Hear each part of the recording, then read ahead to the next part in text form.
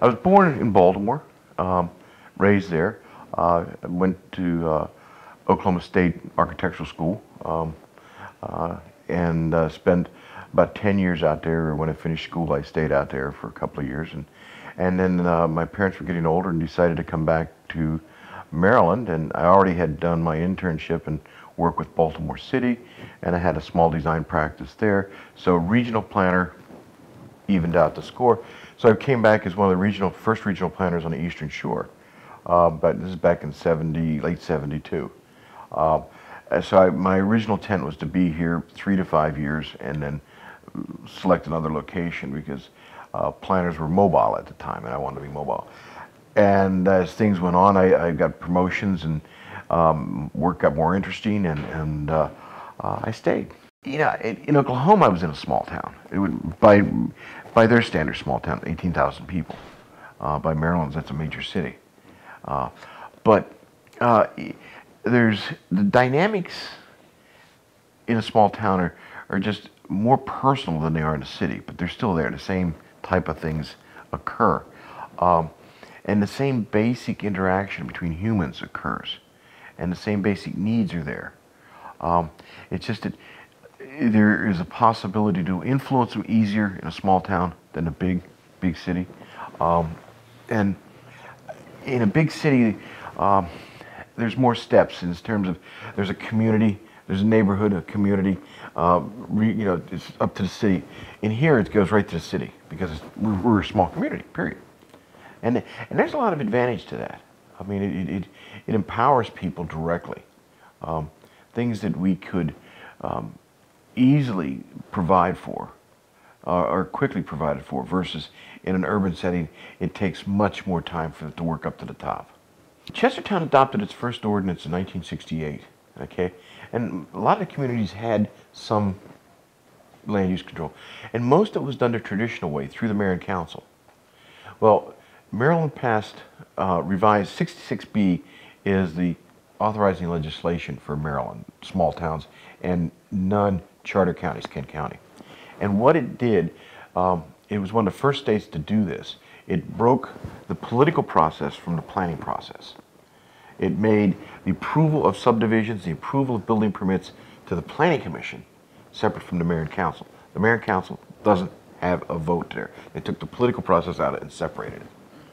And what they needed to do then was have a comprehensive plan and a zoning ordinance that reflected that. And that was my job as the first planner on the shore, was to provide the technical background for them to do it. I had 35 towns and 9 counties or 5 counties to work with on the upper shore. Oh, that's right. And trying to get them all in line. And did you sense that there were threats back then? No, only in Cecil County. The planner in Cecil County, a lot of counties hired their first planner. In many cases, it was the first professional. In Kent County, it was Pete Johnston, and he was hired, and he was a Vietnam vet, so his salary was picked up by a transition program that the feds had. In Cecil County, Dave, I'm not sure what his background was, but I do know that when they started zoning up there, I think at one public hearing he crawled out the window. You know, it was that bad.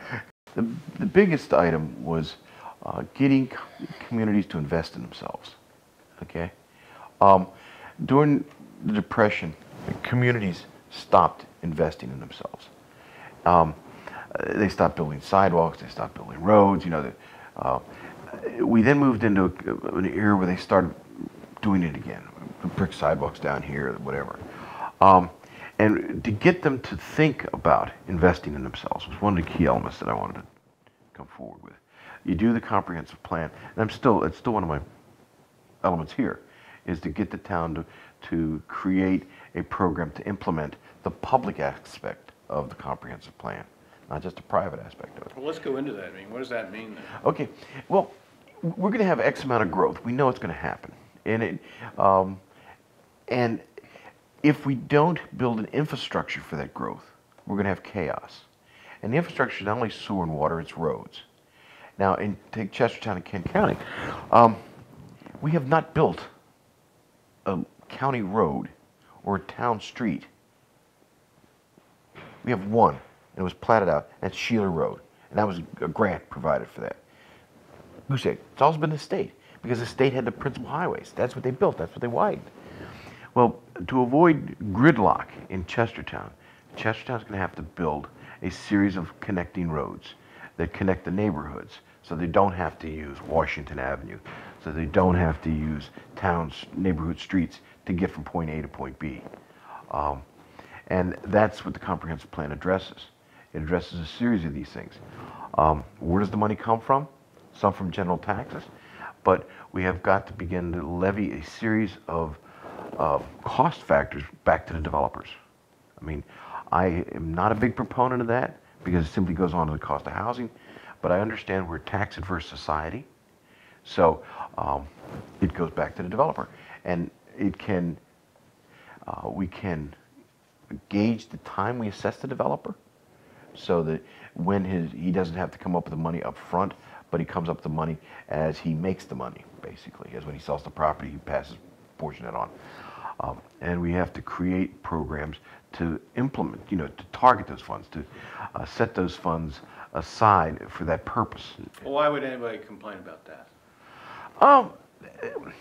They don't want the roads. They don't see the need for the roads because they don't see the need for building the stuff, because planning is not instantaneous.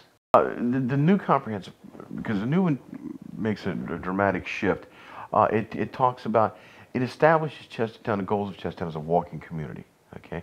And that means trying to remove the total dependence of the automobile. This seems small, but one of the biggest fights I had on the Planning Commission was getting sidewalks from 3 foot to 5 foot or 6 foot wide. Americans like to walk side by side, but not touching each other, okay? A 3 foot sidewalk, you got to walk in a line. If the walking environment is adverse to walking, people don't walk, okay? If it's pleasant to walk, they walk or they stroll. You go to Europe and you walk blocks and blocks. You go to the United States and you drive 2 blocks, okay?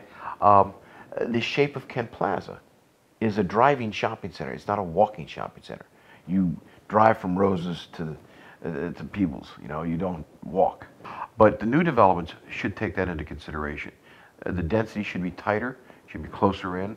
The shopping centers, when they get redeveloped, should consider a pedestrian movement into them and by them.